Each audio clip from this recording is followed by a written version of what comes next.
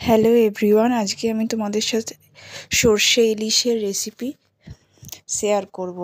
তো প্রথমে আমি মাছগুলোকে ভালোভাবে ধুয়ে নিয়েছি, ধুয়ে তার সঙ্গে নুন হলুদ দিয়ে মাখিয়ে নিয়েছি।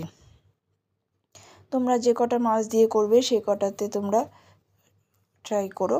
তো আমি এখানে এতগুলো মাছ নিয়ে ভালো করে ধুয়ে নুন হলুদ নিয়ে নিয়েছি। আর আমি 4 পিস মাছ দিয়ে সর্ষে ইলিশটা আজকে বানাবো।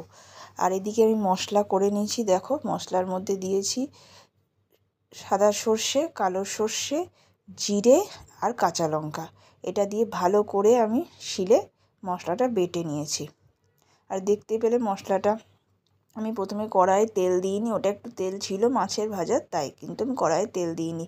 তো প্রথমে ওইটা একটু জল দিয়ে মাখিয়ে আমি পুরো ঢেলে দিয়েছি। নিয়ে তার মধ্যে আমি পরিমাণ মতো নুন, হলুদ, সামান্য চিনি, কাঁচা তেল আর কাঁচা লঙ্কা চেড়ে আমি ভালো করে মাখিয়ে নেব। লাস্টে আবার যখন নামাবো তখন আবার একটু তাতে আমি কাঁচা তেল আর কাঁচা লঙ্কা দেবো। তো দেখছো মাছগুলো আমি একে একে ছেড়ে দিচ্ছি। এবার এটাকে ভালো করে মাছগুলোর মধ্যে ডুবিয়ে পরে ঝোলের মধ্যে ডুবিয়ে এবার আমি এটাকে কম আঁচে 15 থেকে 20 মিনিট, যেহেতু কাঁচা মাছ কোনো রকম আমি তেলে ভেজে নিইনি, সেহেতু 15 থেকে 20 মিনিট আমি এটাকে কম আঁচে ঢাকা দিয়ে সেদ্ধ করতে দেবো। ঝোলটাকে ফোটাবো কম আঁচে, যাতে মাছগুলো ভালোভাবে সেদ্ধ হয়ে যায় আর ভেতরে মশলাও ঢোকে।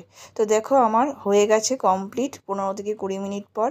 এবারে আমি এতে কাঁচা তেল আর কাঁচা লঙ্কা দিয়ে দিয়েছি আর পরিমাণ মতো একটু চিনিও দিয়েছিলাম। তো এইভাবে বন্ধ করে দিয়ে লাস্টে এগুলো দিয়ে আমি নামিয়ে নিলাম। তোমরা বাড়িতে ট্রাই করে দেখো, দারুণ খেতে লাগবে।